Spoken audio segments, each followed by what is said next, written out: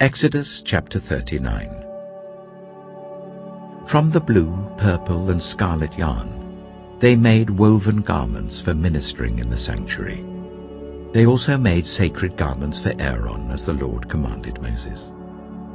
They made the ephod of gold and of blue, purple, and scarlet yarn, and of finely twisted linen. They hammered out thin sheets of gold, and cut strands to be worked into the blue, purple, and scarlet yarn and fine linen, the work of skilled hands. They made shoulder pieces for the ephod, which were attached to two of its corners, so that it could be fastened. Its skillfully woven waistband was like it, of one piece with the ephod and made with gold, and with blue, purple, and scarlet yarn, and with finely twisted linen, as the Lord commanded Moses.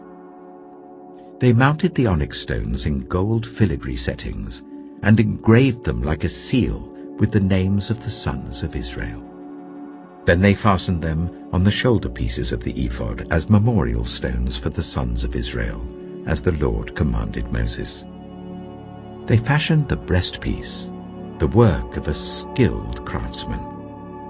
They made it like the ephod, of gold, and of blue, purple, and scarlet yarn, and of finely twisted linen. It was square, a span long and a span wide, and folded double. Then they mounted 4 rows of precious stones on it. The first row was carnelian, chrysolite, and beryl. The second row was turquoise, lapis lazuli, and emerald. The third row was jacinth, agate, and amethyst. The fourth row was topaz, onyx, and jasper. They were mounted in gold filigree settings. There were 12 stones, one for each of the names of the sons of Israel, each engraved like a seal with the name of one of the 12 tribes. For the breastpiece, they made braided chains of pure gold, like a rope. They made 2 gold filigree settings and 2 gold rings, and fastened the rings to 2 of the corners of the breastpiece. They fastened the 2 gold chains to the rings at the corners of the breastpiece, and the other ends of the chains to the 2 settings, attaching them to the shoulder pieces of the ephod at the front. They made 2 gold rings, and attached them to the other 2 corners of the breastpiece on the inside edge next to the ephod. Then they made 2 more gold rings, and attached them to the bottom of the shoulder pieces on the front of the ephod, close to the seam just above the waistband of the ephod. They tied the rings of the breastpiece to the rings of the ephod with blue cord, connecting it to the waistband, so that the breastpiece would not swing out from the ephod, as the Lord commanded Moses. They made the robe of the ephod entirely of blue cloth, the work of a weaver, with an opening in the center of the robe like the opening of a collar, and a band around this opening so that it would not tear. They made pomegranates of blue, purple, and scarlet yarn and finely twisted linen round the hem of the robe. And they made bells of pure gold, and attached them around the hem between the pomegranates. The bells and pomegranates alternated round the hem of the robe to be worn for ministering, as the Lord commanded Moses. For Aaron and his sons, they made tunics of fine linen, the work of a weaver, and the turban of fine linen, the linen caps and the undergarments of finely twisted linen. The sash was made of finely twisted linen and blue, purple, and scarlet yarn, the work of an embroiderer, as the Lord commanded Moses.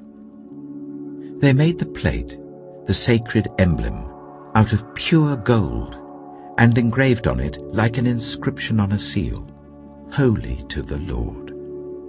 Then they fastened a blue cord to it to attach it to the turban, as the Lord commanded Moses.